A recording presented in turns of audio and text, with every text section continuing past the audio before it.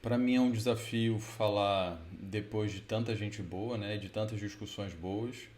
Eu não pude participar de todas presencialmente aqui nesse modo, mas assisti algumas depois. Inclusive vou tentar trazer algumas dessas discussões que já foram feitas para minha apresentação de agora. E um outro ponto que eu gostaria de destacar é que, na verdade, a maioria dos colegas que já apresentaram, eles falaram sobre coisas que eles estudam, coisas que eles já publicaram, que eles têm grande domínio. E a minha intenção, na verdade, é trazer para vocês a proposta de uma coisa que eu gostaria de estudar. Eu tenho até um estudo bem simples sobre mais ou menos o que a gente vai discutir hoje aqui, mas é uma coisa que eu entendo que eu preciso estudar mais, que eu gostaria de estudar mais, porque é uma inquietação que eu já tenho há bastante tempo. Para quem não me conhece, eu sou Guilherme Tucher, eu trabalho na Universidade Federal do Rio de Janeiro, na Escola de Educação Física, tanto na graduação e há pouco tempo comecei também no programa de pós-graduação. Então, nossa conversa hoje é sobre esse efeito das fases de treinamento no desempenho de nadadores. Como eu disse para vocês, eu tenho um grande interesse pessoal na área, desde a época aí que eu fui treinador e depois, durante o mestrado, ao longo do doutorado, mesmo não tendo estudado no doutorado diretamente natação, eu me interesso muito pela parte do treinamento esportivo, pelos modelos de periodização, é uma coisa que eu gosto de estudar. Talvez porque tenha algo a ver com a minha personalidade, né, de tentar organizar as coisas. Talvez esse interesse seja nesse sentido também. Mas eu percebo que tem um grande interesse também por parte dos treinadores. Os treinadores, eles precisam de uma referência, de um modelo, de um parâmetro para que eles possam pautar aquilo que eles vão prescrever para os atletas deles, desculpa. Eles precisam conseguir organizar esses estímulos de treinamento de uma maneira mais racional possível para que no final eles levem os atletas deles à melhora do desempenho. O problema é que os modelos de periodização, independentemente de qual modelo a gente esteja falando, eles são estruturas mais ou menos rígidas.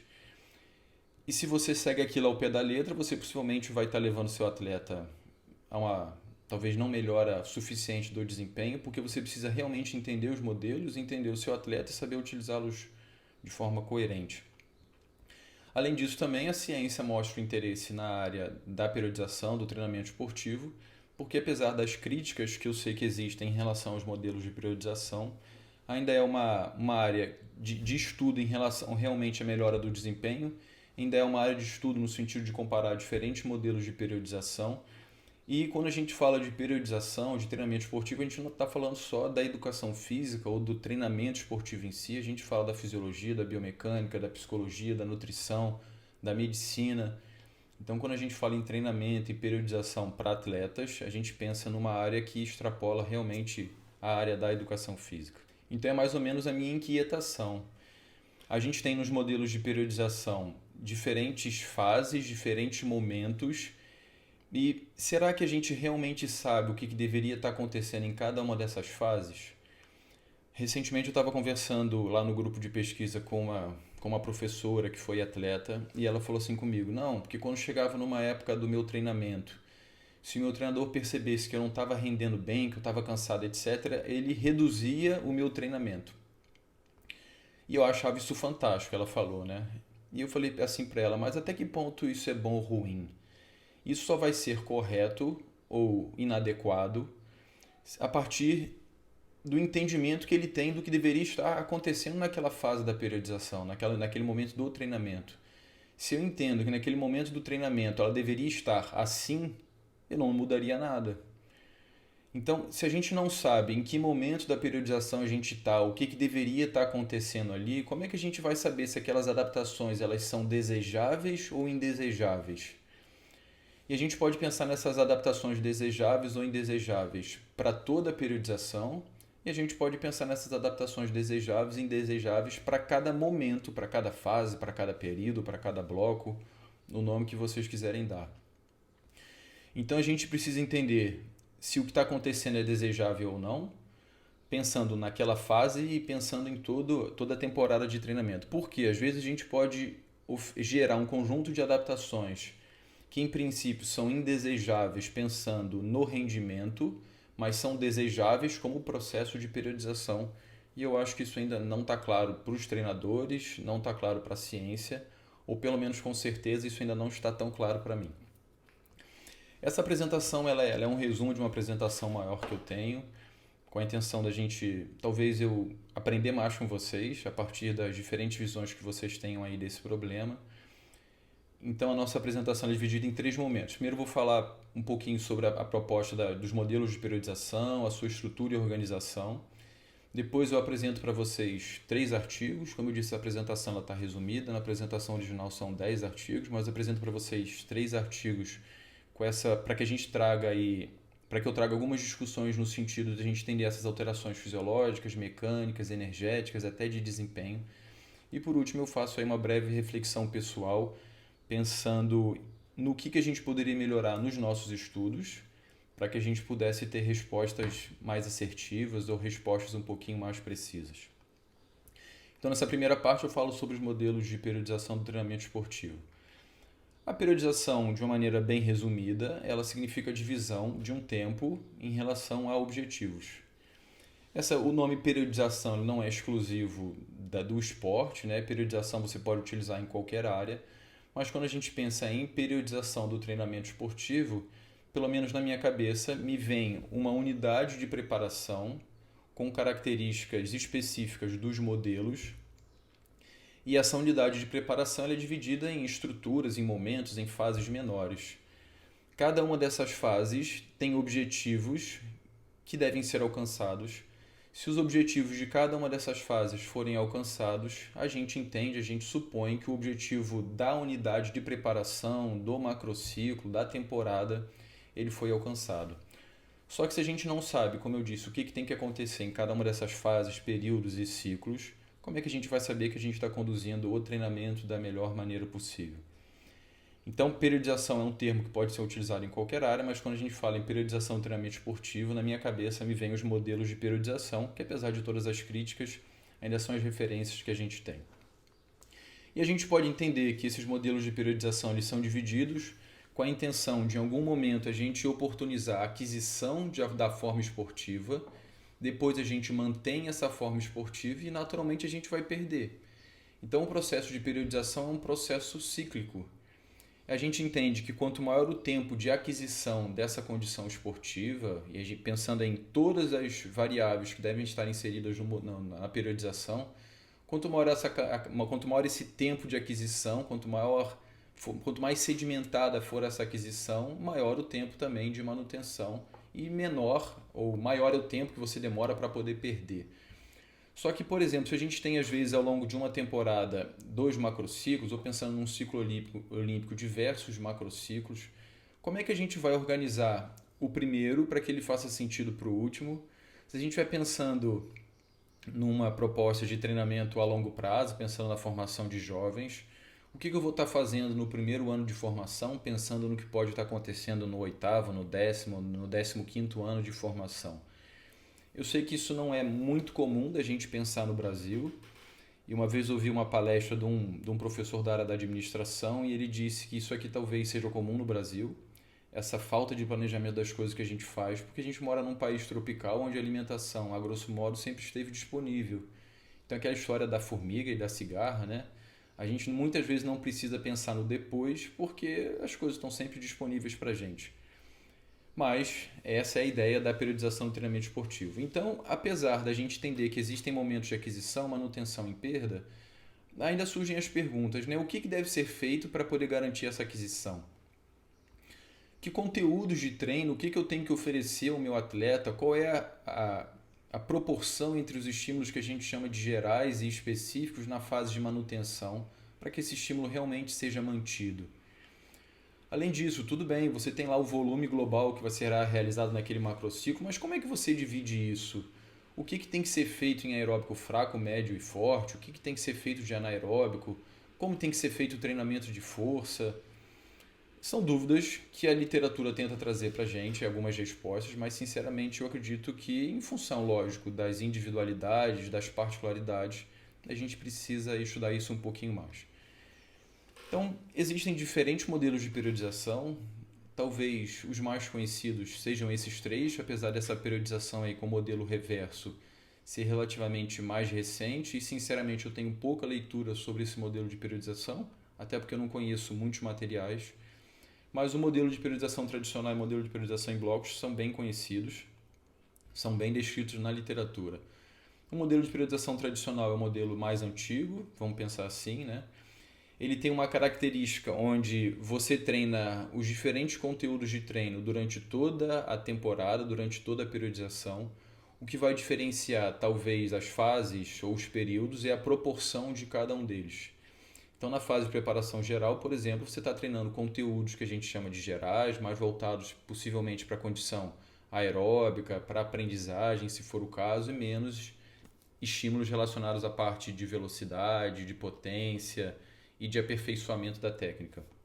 Só que eles existem, a diferença é a proporção. Então você tem uma carga diluída ao longo de todo o modelo de periodização. Em tese, a gente entende que como você treina muitas coisas ao mesmo tempo, isso pode gerar uma dificuldade de adaptação. É interessante porque o treino fica menos monótono, mas em termos de aperfeiçoamento e de aprofundamento nas condições específicas, que são as condições realmente importantes para a melhora do desempenho, talvez o modelo deixe a desejar um pouco.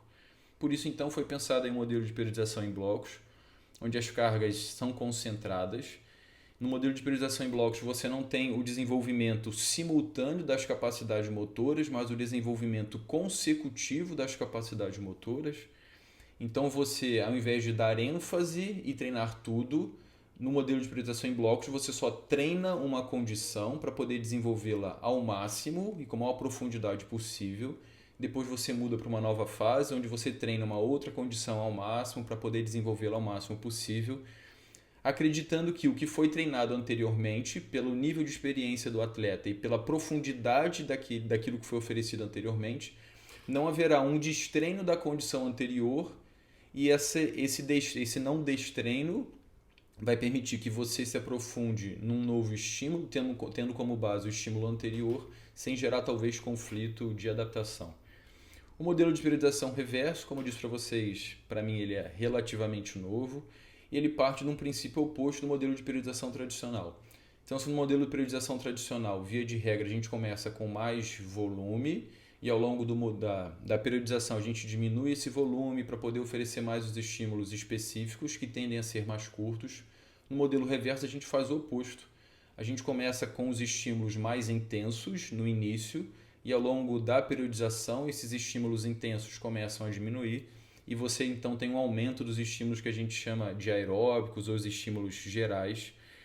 E a justificativa geral para isso é que os estímulos aeróbicos de baixa intensidade causam menos transtorno ao sistema nervoso autônomo. E por isso, então, o atleta estaria ali próximo do momento de competição, numa condição talvez mais adequada para o desempenho, para a manifestação do desempenho. Né? Ele estaria treinado, mas estaria descansado para poder manifestar o desempenho.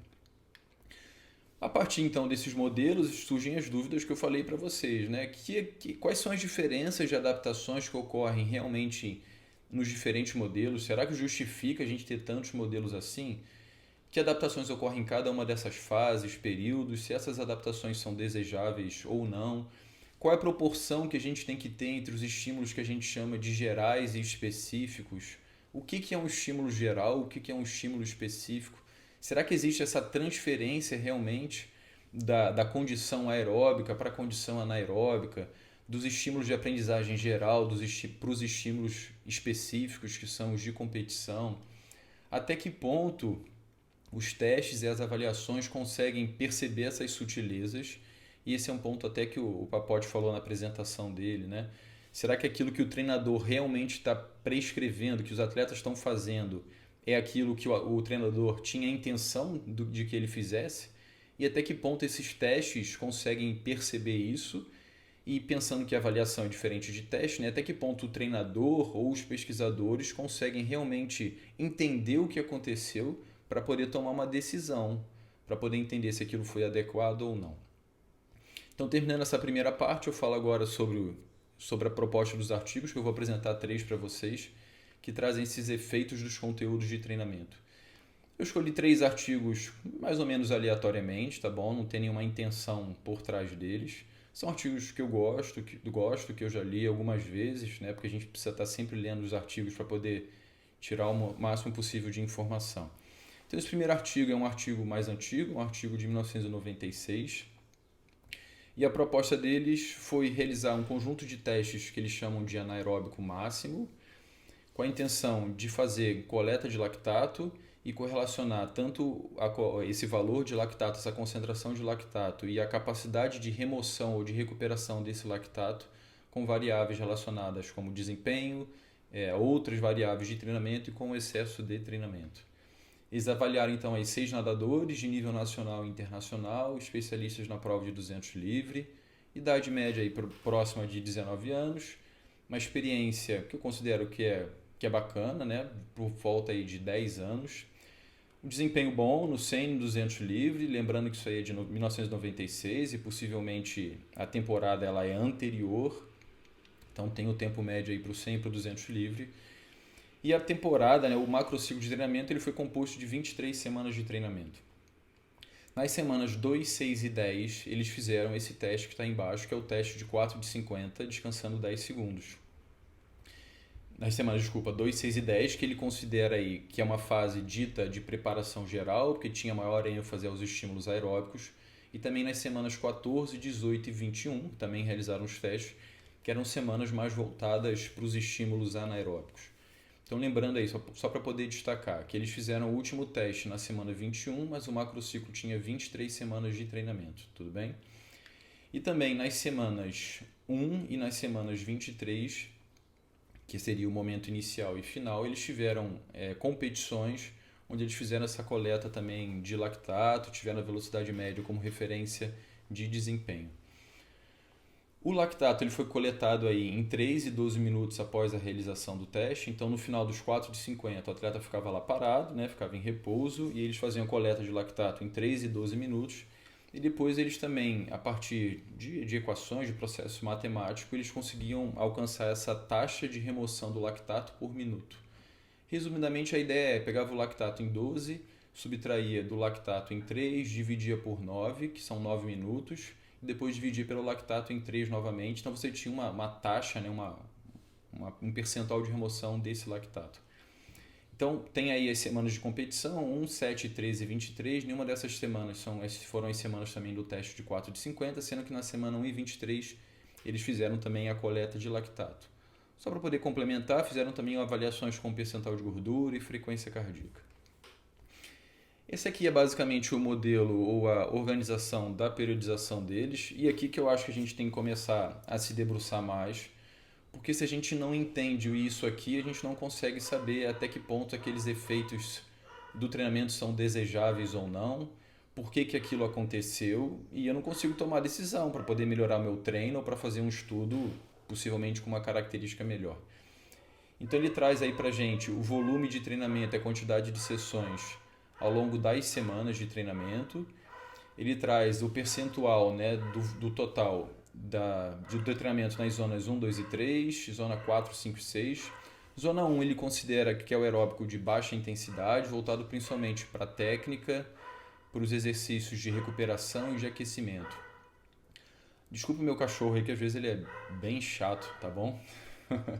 Na zona 2, ele tem a zona ali de limiar anaeróbico, na zona 3 de potência aeróbica. A zona 4, ele considera que já é o anaeróbico lático. A zona 5, ele fala que é uma intensidade semelhante à intensidade do evento competitivo. E a zona 6 seria a zona de velocidade. E na parte de baixo aí, que eu acho isso muito interessante para a gente entender o efeito do treinamento, ele descreve para a gente como é que eram não as séries em si, mas a proposta das séries dentro das zonas 2, 3, 4, 5, 6. Então, por exemplo, na zona de potência aeróbica, que era a zona 3, ele falou para a gente que os estímulos eram entre 500 e 1.500 metros e a recuperação era de no máximo 30 segundos. É lógico que ele não descreve para a gente como é que foi feito isso na semana 1, 2, 3, 4, 5. Eu acho que seria bacana, mas infelizmente as revistas não dão essa oportunidade para a gente. Mas pelo menos a gente tem uma noção de como eram os estímulos de aeróbico fraco, aeróbico médio, os anaeróbicos. Lá no finalzinho dessa tabela do lado direito, ele tem aí a proporção entre os estímulos aeróbicos e anaeróbicos. Aqui vale a pena destacar que ele não considerou a zona 1, como uma zona aeróbica. Então, por isso que ele tem aeróbico 40% do treinamento e anaeróbico 3%. Aí eu fiz questão de colocar o 97%, porque por mais que o aeróbico na zona 1 seja um aeróbico fraco, voltado para técnica, para recuperação, para aquecimento, é um volume de treinamento que ele realizou. Então, por mais que seja fraco também, alguma adaptação, algum efeito isso tem para o treinamento. E eu acho isso bacana para a gente ver a diferença de proporção entre os estímulos aeróbicos e anaeróbicos. Então, por exemplo, nas semanas 1 e 2, na verdade, ele tinha uma proporção de 97% para aeróbico e 3% de anaeróbico. Então, mais uma vez, a intenção disso é que a gente entenda como é que é essa distribuição do treinamento ao longo da fase, ao longo da periodização. E no final a gente tem uma proporção aí de 83% de estímulos aeróbicos, 83% e 17% de estímulos anaeróbicos. Talvez seja o tipo de distribuição mais comum até nos dias de hoje, tá certo? Se a gente for pensar aí já nos resultados, o que eu trago para vocês aqui? A gente tem o lactato em 3 minutos, o lactato em 12 e o percentual de recuperação. Percebam que ele considera que a variação do lactato em 3 e 12 minutos é uma variação não sistemática, então, apesar de ter diferença significativa na concentração do lactato em diversos momentos da periodização, ele considera que ela é não sistemática porque ela não foi talvez organizada ou não foi da maneira que ele achou que isso deveria acontecer. Eu gostaria de destacar para vocês, por exemplo, o lactato em 3 minutos, que ele teve uma tendência de aumentar da semana 1 para a semana 6. Depois, na semana 14, esse lactato em 3 minutos diminuiu e depois ele voltou a aumentar novamente aí na semana 14 e se manteve mais ou menos estável até a semana 23. Lembrando que na semana 1 e na semana 23 os valores são de competição e todo o restante é do teste de 4 teste de 4 de 50 descansando 10 segundos. Então, em tese também, por mais que o 4 de 50 seja um estímulo muito próximo do teste da competição de 200 metros, a gente entende que aqueles 10 segundos podem ser suficientes para que o indivíduo consiga ser um pouquinho mais anaeróbico do que se ele nadasse os 200 sem parar. Então, talvez, apesar daí da estatística, né, isso justifique até certo ponto esse menor valor de lactato nas semanas 1 e 23. E a gente tem um comportamento mais ou menos semelhante do lactato em 12 minutos. O que eu gostaria de destacar aqui que o autor faz essa crítica ao próprio trabalho? O ideal seria que eles tivessem o pico de concentração de lactato, que ocorre aí por volta de 6 minutos, 6, 7 minutos, mas eles não fizeram isso. Então esse valor de 3 minutos possivelmente ainda não representa o máximo que os atletas poderiam ter alcançado, e o valor de 12 minutos já representa possivelmente aí uma grande parte de remoção desse lactato. Então, apesar dos dois valores serem interessantes e ter um padrão, porque afinal de contas ele faz isso durante toda a temporada, a gente pode ter aí certas limitações nesse sentido. Pensando na última coluna ali, que é esse percentual de remoção do lactato, o bacana é perceber que por volta ali das semanas 6, 10 e 14, nós tivemos aí os maiores valores de remoção de lactato. Tudo bem. Aí qual é a minha crítica aqui, pensando até na própria periodização? Pelo nível dos atletas, pelo tempo de experiência, pelo desempenho deles, eu não vejo porquê. É lógico que depois que a periodização foi realizada, a gente tem os resultados, fica fácil dar pitaco, dar sugestão e fazer críticas. E é lógico também que a gente está falando aqui de comportamento médio, não de comportamento de cada um dos nadadores. Mas, por exemplo, eu entendo que na semana 6 os atletas tinham um comportamento ali, pelo menos do lactato, relativamente interessante. Porque eles tinham uma alta concentração em 3 minutos, que é interessante, porque significa aí uma grande capacidade de utilização do sistema anaeróbico lático. Tinham ali uma remoção consideravelmente boa em 12 minutos e tinha um valor ali bem alto desse percentual ou dessa taxa de remoção do lactato. Mas isso já não acontece na semana 10. Na semana 10, principalmente o lactato em 3 e 12 minutos, a gente percebe que houve uma piora. Aí vem essa dúvida. Poxa, que o autor não discute isso. Essa piora, lógico que a gente está falando de uma variável só e o ambiente fisiológico ele é mais complexo, mas essa diminuição, da capacidade em princípio, ou da condição anaeróbica da semana 6 para a semana 10, parece que é ruim. Mas é um ruim que estava planejado e se entende que depois disso a condição fisiológica poderia voltar a melhorar, ou foi ruim e o autor e o treinador nem tomou conta disso e realmente ele levou uma piora, um quadro de piora do desempenho esportivo. Talvez pensando no nível dos atletas, 6 semanas de uma fase aí que ele chamou também de preparação geral, talvez seriam adequadas, as 6 semanas, e depois ele já poderia mudar para uma condição de treinamento específica. Porque quando a gente fala assim, a medida foi feita em 6 semanas, a gente tem que entender que 6 semanas é o reflexo de tudo que foi feito anteriormente. É como se a gente pensasse aí na meia-vida dos medicamentos, né? Os medicamentos têm meia-vida diferente, que é o efeito dele, a duração dele no nosso organismo. Então pode ter tempo que você já tomou o remédio, mas ele continua fazendo efeito no seu organismo. Então tudo que o atleta fez nas semanas 1, 2, 3, 4, 5 e 6 está refletido nesse valor de lactato na semana 6. Então eu entendo que ele piorou essa condição para a semana 10 e ele só voltou a melhorar isso na semana 14. Ou seja, só 8 semanas depois que ele alcançou, em princípio, uma condição que ele já tinha alcançado. Então parece que você destreinou para poder depois treinar de novo. Não sei, é uma reflexão para a gente pensar aí, se der tempo para a gente poder discutir. Então ele considera que no final, em função desse comportamento da concentração de lactato e da diminuição da remoção do lactato, percebam que da semana 10 ali principalmente até o final, essa remoção foi cada vez diminuindo mais. Eles consideram que os atletas, e além disso os atletas pioraram o desempenho nas competições finais, eles consideram que os atletas alcançaram aí alguma característica ou um comportamento de excesso de treinamento. Tudo bem? Além disso, é uma curiosidade, né? Esse percentual de remoção do lactato se correlacionou de forma positiva com o treino aeróbico. Então, quanto maior o volume de treino aeróbico, maior foi essa capacidade de remoção. Tudo bem, que isso é bacana, isso até certo ponto é esperado. E a correlação foi negativa com o percentual de treino anaeróbico. Aqui para a gente entender melhor, ou na verdade o comportamento do desempenho deles nos testes, no teste de 4 de 50 e na competição. Percebo que os atletas alcançaram o melhor desempenho ali por volta no teste de 4,50 na semana 21, bacana, afinal de contas a gente espera que esse melhor desempenho aconteça no final da temporada, mas o mesmo não aconteceu com o teste de 200 metros sem competição. Então na semana 23, como eu disse para vocês, essa piora no desempenho associada à piora de um ambiente fisiológico, talvez só pensando ali no lactato, pode ser um indicativo de que os atletas alcançaram, infelizmente, uma condição de excesso de treinamento, porque o melhor desempenho nos 200 foi alcançado ali por volta da semana 13. Então, mais uma vez, por que não fazer um macrociclo mais enxuto, com uma fase de preparação geral mais enxuta?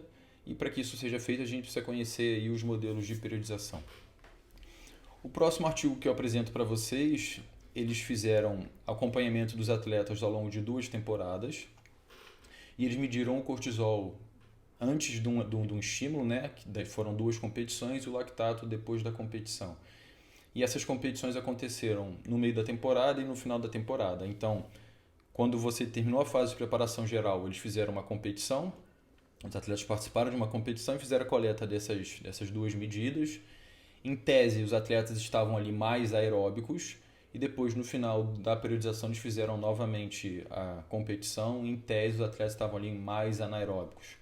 Então, na primeira temporada foram 8 nadadores da seleção italiana, nadadores velocistas e meio fundistas. Isso também é complicado para a gente, porque se os atletas são especialistas em provas diferentes, a gente entende que o treino tem que ser diferente porque as necessidades são diferentes. Isso pode dificultar um pouquinho o entendimento do efeito do treino. A idade 19 a 25 anos, eles são top 15 no mundo. Na segunda temporada, os atletas já são top 50, mas mesmo assim a gente entende que são atletas com um desempenho razoável, né? Um desempenho muito bom. Então essa primeira temporada ela foi composta de 18 semanas de treinamento, sendo 12 de preparação geral, 4 de preparação específica e 2 ou 3 de polimento. Por que tem essa diferença? Até na variação da média do desvio padrão entre as fases, porque são atletas diferentes. Então, cada atleta realizou o seu programa de treinamento, então, por causa disso, tem essa variação para cada uma das fases. E aqui, mais uma vez, eu me questiono por quê. É um artigo antigo também, né? Mas por que, para atletas desse nível de desempenho, oferecer 12 semanas de preparação geral e só 4 de preparação específica? Então, assim, o problema é do modelo de periodização, o problema é que não se usa modelo nenhum de periodização, o problema é que não se sabe exatamente como organizar o treino, se conhece um padrão e se repete aquilo sempre, acreditando que os atletas terão sempre o mesmo benefício, porque anteriormente tiveram esse benefício, não sei, e é por causa disso que eu tenho essas dúvidas.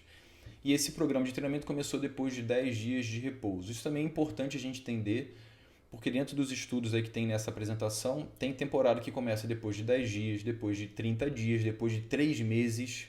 Então tudo isso influencia como é que é esse momento inicial de adaptação do atleta. Se o atleta ficou 3 meses sem treinar e ele vai começar a fase de preparação geral dele, possivelmente o estresse fisiológico é muito maior do que um atleta que ficou só 10 dias sem treinar. E a gente precisa levar isso em consideração. Então, como eu disse, no final da fase preparatória eles participaram de uma competição e depois de uma competição principal também no final da periodização. Na segunda temporada, 10 nadadores, desses 10, 2 participaram também da primeira temporada, também velocistas e meio-fundistas, aí tem a idade deles, 18 a 22 anos, eram top 50. Então, um nível, em tese, um pouquinho pior. E esse é um outro problema também que a gente tem nos artigos, se a gente for pensar na utilização prática desse conhecimento. Desses top 50, quantos eram top 10, quantos eram top 15, a gente não sabe. Então pode ser que a maior parte deles tivesse um desempenho muito bom e um lá fosse top 49, alguma coisa assim, e a gente não sabe exatamente quem são esses atletas. Nessa segunda temporada, ela foi composta de 14 semanas, 8 de preparação geral e 4 de preparação específica. Então, mais uma vez, eu me questiono se isso não deveria ser talvez até invertido. É lógico que nesse caso aí, os atletas começaram a temporada depois de 30 dias de férias, né, ou de repouso, isso tem que ser levado em consideração. Mas mais uma vez eu entendo que a fase específica poderia ser um pouco maior, isso aí é uma consideração minha, tá bom? Mais uma vez, competição preparatória depois da fase preparatória e uma competição depois lá no finalzinho do macrociclo, depois do polimento. Então eles fizeram coleta de lactato após as duas competições, né, das duas temporadas. A primeira foi realizada 3 minutos após o evento e depois foi realizada novas coletas a cada 2 minutos com a intenção de encontrar esse pico de concentração de lactato. Como disse para vocês, é por volta de 6 minutos, mas tem as variações entre os indivíduos, que é normal. Encontrar esse pico era o valor que era utilizado como referência para o lactato, tá bom? E o cortisol foi avaliado em jejum, teve uma primeira coleta lá no primeiro dia de treinamento e depois antes das duas competições. Sendo que na competição principal, que foi no final da temporada, eles não conseguiram realizar no próprio dia, eles realizaram no dia anterior. E esse é um outro problema que a gente tem, né? Imagina o cara vai participar da competição mais importante da temporada e você está lá fazendo o quê? Entrevistando o cara, entregando questionário, furando o atleta. Pô, isso é ruim. Então tem estudos que eles fazem a medida ou um teste, às vezes 2 semanas antes da competição e querem dizer que aquele desempenho foi por causa do que eles mediram 2 semanas antes ou 2 semanas depois. Então a gente precisa levar isso em consideração quando estiver lendo os nossos artigos aí.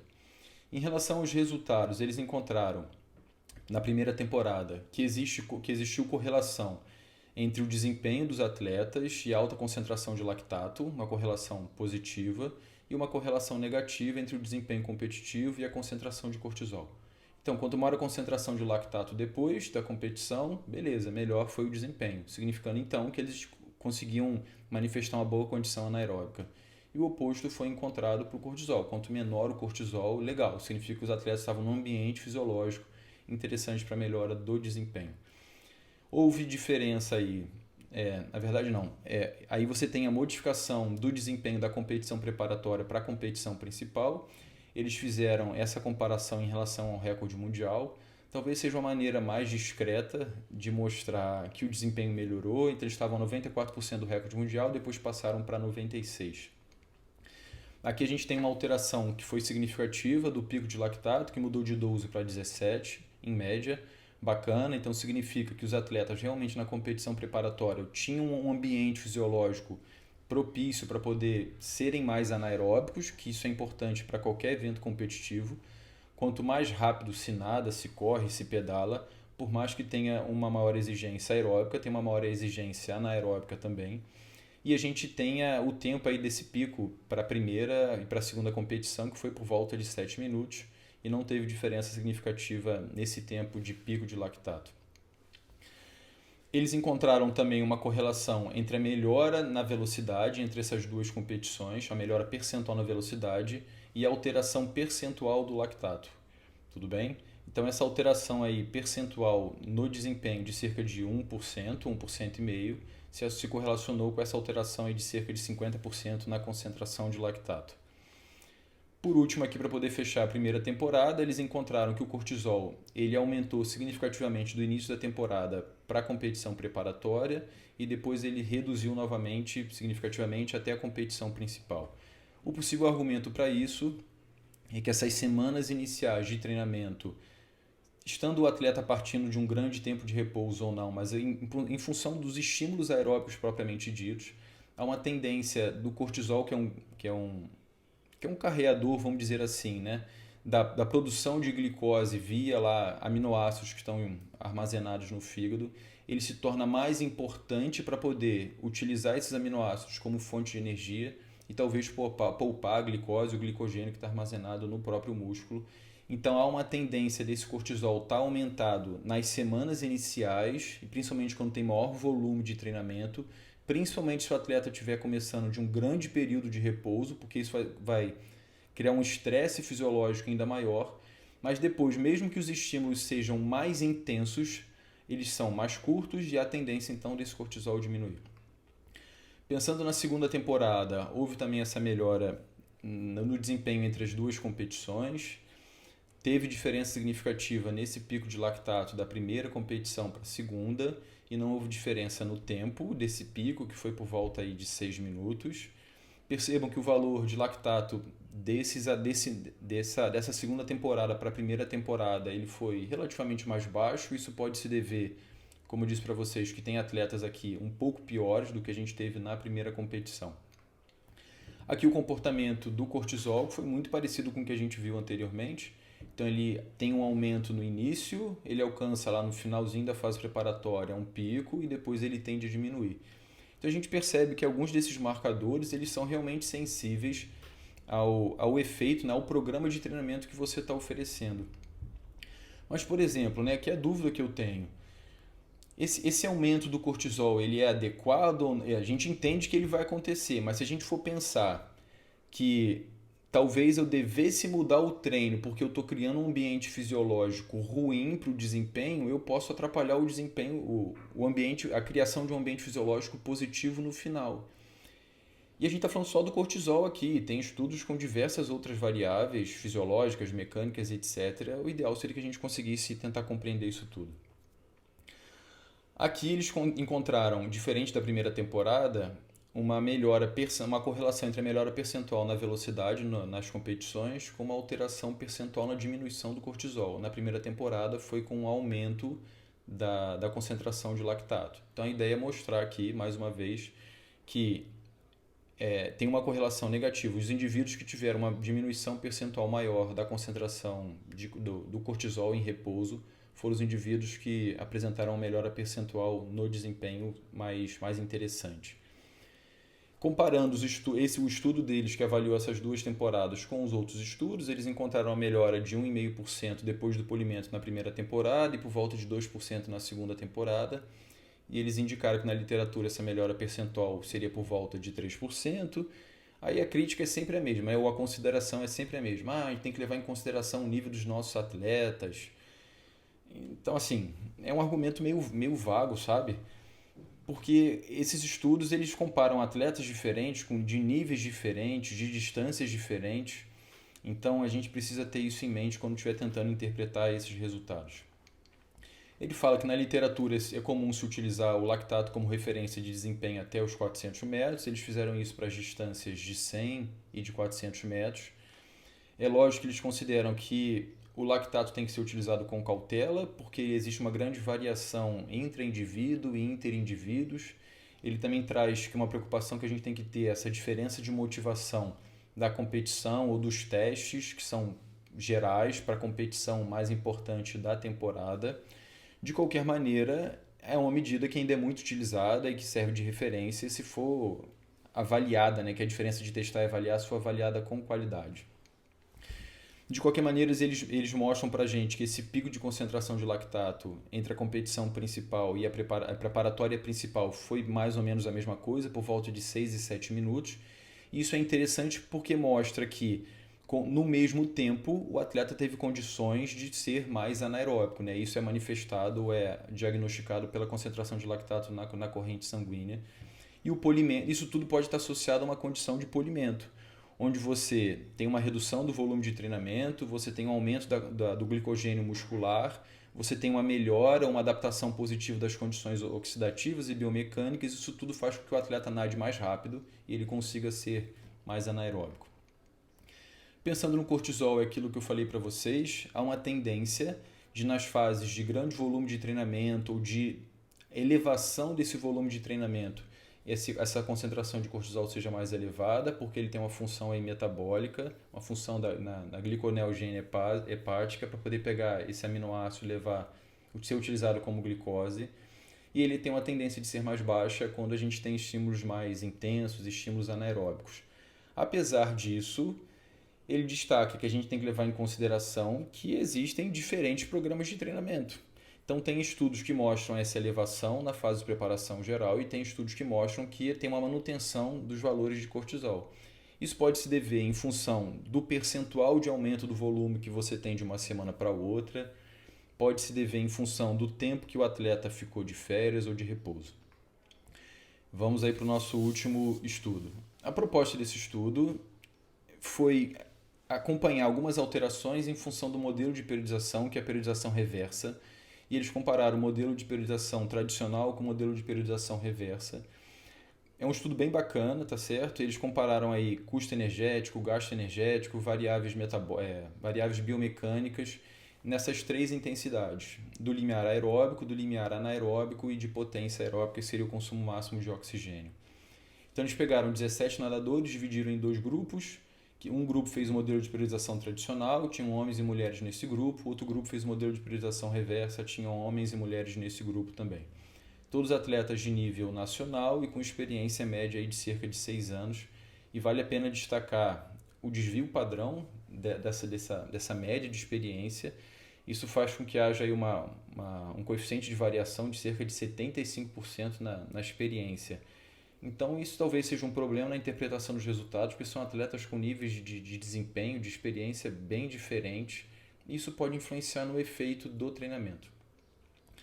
Então, o que eles fizeram aí? Um teste de 5 de 200 com incremento na velocidade, com recuperação de 30 segundos, para poder diagnosticar, para poder encontrar essa velocidade nessas 3 intensidades. E esse teste foi realizado no início e no final da temporada. Eles fizeram a avaliação do consumo de oxigênio para poder encontrar o percentual de contribuição aeróbica para essas 3 zonas de intensidade, comparar também os 2 modelos de periodização e também o lactato para poder tentar estimar, né, a contribuição anaeróbica. Então eles tiveram aí para essas 3 intensidades, nesses 2 momentos ao longo do modelo de periodização, eles avaliaram o custo energético, o gasto energético, percentual de contribuição aeróbica e anaeróbica e a velocidade. Esse aqui é o modelo da proposta da periodização que eles elaboraram, mas a intenção aqui, a minha crítica principal é a seguinte: onde tem aí os quadrados verdes, a gente tem um modelo de periodização tradicional. Então, legal, a gente tem lá um início com maior volume de treinamento, em princípio com maior frequência dos estímulos na zona 1, que são os estímulos aeróbicos de baixa intensidade, a zona 2 está no limiar e zona 3 seria a potência e os anaeróbicos, tá bom? E a gente tem esse aumento, que é a parte vermelha, até o final. Só que o modelo de periodização reversa, ele defende que seja feito o oposto. Então, se começa com pouco volume e estímulos mais intensos, e depois você vai aumentando o volume lá nas últimas semanas de treinamento, que aí são 10 semanas de treinamento. E vocês podem perceber que isso não acontece. Então, os autores defendem que estão utilizando o modelo de periodização reverso, mas na verdade eles não fazem isso. E depois, quando você compara um modelo com o outro, fica difícil você comparar o modelo porque você não está seguindo, na minha opinião, os pressupostos do próprio modelo. Aí no final os autores vão chegar à conclusão que o modelo de periodização reverso ele é mais interessante do que o modelo de periodização tradicional, porque você pode treinar bem menos e ter o mesmo resultado. Se você está treinando bem menos, eu entendo aqui porque os seus atletas precisam treinar menos. O volume de treinamento que os atletas têm que realizar não é determinado pelo modelo de periodização. O volume que o atleta vai realizar, a distribuição entre as zonas de intensidade, elas são determinadas pela necessidade do atleta. Se você não leva isso em consideração, você está comparando banana com maçã com laranja e está falando que uma fruta é melhor do que a outra, sendo que elas são completamente diferentes. Então a gente precisa ter essa preocupação. Legal, pensando aqui nos principais resultados, não houve aí alteração significativa na velocidade para esses três estímulos, para essas três intensidades, desculpa, ao longo dos dois modelos de periodização. A gente percebe que a contribuição aeróbica ela tende a aumentar, ela tende a diminuir, desculpa, e o oposto vai acontecer com os estímulos anaeróbicos. Então o percentual anaeróbico tende a aumentar. Então, por exemplo, aí, no modelo de periodização reversa, que é esse RPG, lá na condição pré do limiar aeróbico, a contribuição é de cerca de 3,7%. E quando você chega lá no último estímulo, que é um estímulo de potência aeróbica, a gente tem uma contribuição de cerca de 15%, tá bom? Comparando agora mais exatamente cada um dos modelos, a gente percebe que tem uma diferença, que é esse primeiro quadrado, esse primeiro retângulo vermelho aí, tá bom? Na parte de cima, mais para o lado esquerdo. A gente percebe que o modelo de periodização tradicional, numa condição pós, ele levou aí uma maior contribuição de energia aeróbica do que o modelo de periodização reversa, isso no limiar e isso no limiar aeróbico, no limiar anaeróbico, tá? Mas aí assim, não sei o que tem. Eles percebem que com o aumento da velocidade, a maior tendência, né, de produção de energia, então você pode comparar lá o 124 na condição pré com 145 na condição pós, e o mesmo vai acontecer com a contribuição percentual em termos de produção de energia do metabolismo anaeróbico, com o aumento da velocidade, essa maior produção de energia. Eles trazem que houve alteração significativa na quantidade de participação anaeróbica nos dois modelos, na condição de limiar aeróbico e na condição de limiar anaeróbico. Ou seja, os atletas tiveram uma maior contribuição anaeróbica para essas duas intensidades, mas mesmo assim ainda estavam numa velocidade confortável. Isso é bacana, tá bom? Até porque a velocidade não se alterou. Se a gente for pensar em gasto energético, a gente tem essa comparação que o modelo de periodização tradicional teve maior gasto energético do que o modelo de periodização reversa na condição pós, tá bom? No modelo de limiar, na condição de limiar aeróbico, mas sinceramente também o que tem, e o custo energético que leva em consideração o gasto energético pela velocidade, a tendência é que você aumente, né? Quanto mais rápido você nada, a tendência é que você gaste mais energia. Então a conclusão dos autores é que o modelo de periodização reversa ele pode ser mais interessante do que o modelo de periodização tradicional, porque ele cria o mesmo ambiente fisiológico que o modelo de periodização tradicional, treinando muito menos. Mas foi aquilo que eu falei para vocês.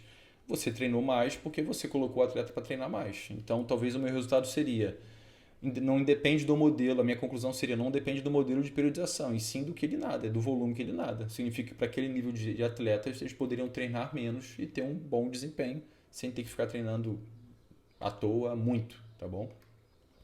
Para poder fechar, pessoal, eu entendo que a gente precisaria melhorar ou então ser mais preciso na transmissão das informações sobre o nosso treinamento. A gente tem que pensar o modelo de periodização, a distribuição de carga, a duração das fases, a progressão da carga, a representatividade daquela carga para o treinamento daqueles atletas, para que a gente entenda melhor essas adaptações que acontecem em termos fisiológicos, de biomecânicos, de desempenho. A gente precisa lembrar que existe um princípio do treinamento esportivo chamado de princípio da continuidade e que qualquer pausa que você gere, mesmo que seja esperada, saudável e positiva para os atletas, ela vai gerar certo nível de destreino e isso vai influenciar no macrociclo seguinte. E isso, então, pode ser que crie alterações fisiológicas positivas ou negativas que a gente precisa conhecer. Para concluir, então, existem diversas variáveis, diversos marcadores que estão disponíveis nos artigos, na literatura. A maior parte deles são sensíveis às fases da periodização. Então, apesar de algumas críticas que existem aos modelos de periodização, até certo ponto, os resultados têm se mostrado pelo menos coerentes com o que se espera desenvolver em cada uma dessas fases. Mas mesmo assim, em função dos diferentes níveis de atletas, a gente não sabe ainda como é que essas cargas são distribuídas, a gente não sabe o que realmente o atleta precisaria fazer. Existem diferenças também individuais que muitas vezes não são levadas em consideração. Então o treino para alguns é excessivo, o treino para outros é adequado, o treino para alguns é pouco. Em função disso tudo, a gente ainda tem algumas dúvidas e isso justifica que a gente ainda precise estudar mais sobre treinamento, sobre os modelos de periodização, o efeito de cada uma fase. Então não significa que a gente tem que fazer necessariamente um estudo que abarque todo o macrociclo, mas talvez a gente consiga fazer isso pensando numa fase, destrinchar o máximo possível 6 semanas de treino, 8 semanas de treino, para que a gente entenda o que está acontecendo ali.